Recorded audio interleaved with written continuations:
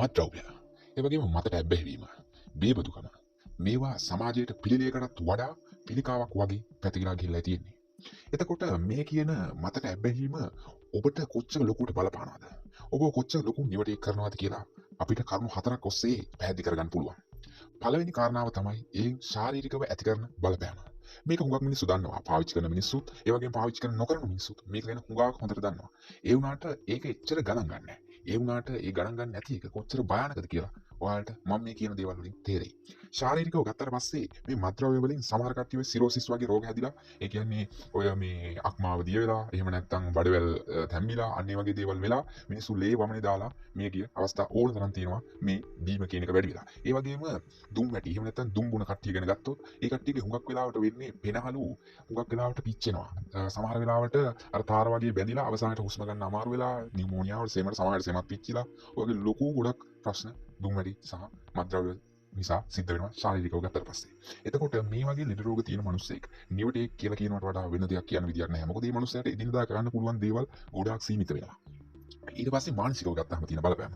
මානසිකව තියෙන බලපෑම මේ ශාරීරිකව තියෙන බලපෑමට වඩා ගොඩක් වැඩි කියලා මම නම් හිතන්නේ. ඒකට හේතුව තමන්ගේ හැඟීම් පාලනය කර ගැනීමට අපහසු වෙනවා මේ මිනිස්සුන්ට.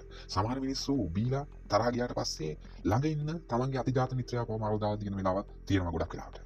ඒ වගේම දුමට මතට ලැබෙවිච්ච හුඟක් කට්ටිය තමන්ගේ හිනාව පාලනය කරගන්න බැරි, තමන්ගේ තියෙන ආශාව වගේ දේවල් පාලනය කරගන්න බැරුව හුඟක් ලොකු අනවශ්‍ය අවස්ථාවලට, අනවශ්‍ය කරදර වලට, අනවශ්‍ය අපරාධ වලට ලක් වෙච්ච වෙලාවක් ගොඩක් තියෙනවා.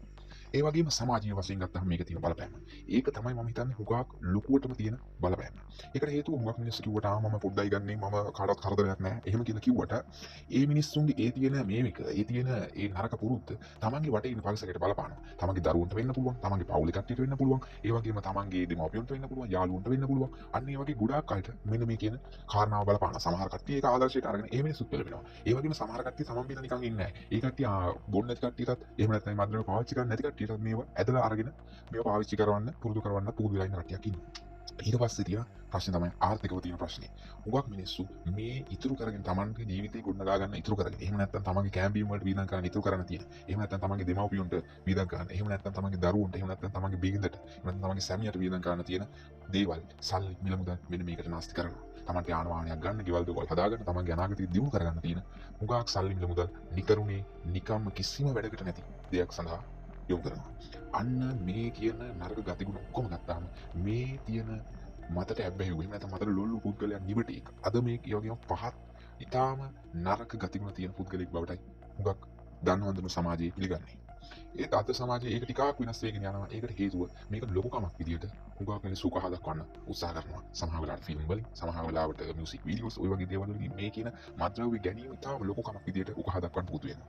ඒත් ඒ ලොකුකම අස්සේ ඒ පින්නන හැමෝම අවසානයේ පිළිකා හැදිලා, එහෙම නැත්නම් Tamanට ඉතාම දරුණු රෝග වැළඳිලා, එහෙම නැත්නම් තව අපිට කියන්න බැරි දේවල් සිද්ධ වෙලා තමයි අවසානයේ මේ මිනිස්සු හුඟා දුක් කරදර වෙලා, තමන්ගේ සමාජ තත්ත්වේ නැති වෙලා, ඒ වගේ ගොඩාක් කරදර වෙලා තමයි අවසානයේ මේ යන්න සිද්ධ වෙන්නේ. ඒ මේ යන්න සිද්ධ වෙන්නේ ඊටාම අඩු වයසකින්. අන්න ඒකයි තියෙන මේ නිවටකමේ ප්‍රතිඵලය වෙන්නේ අවසානයේ.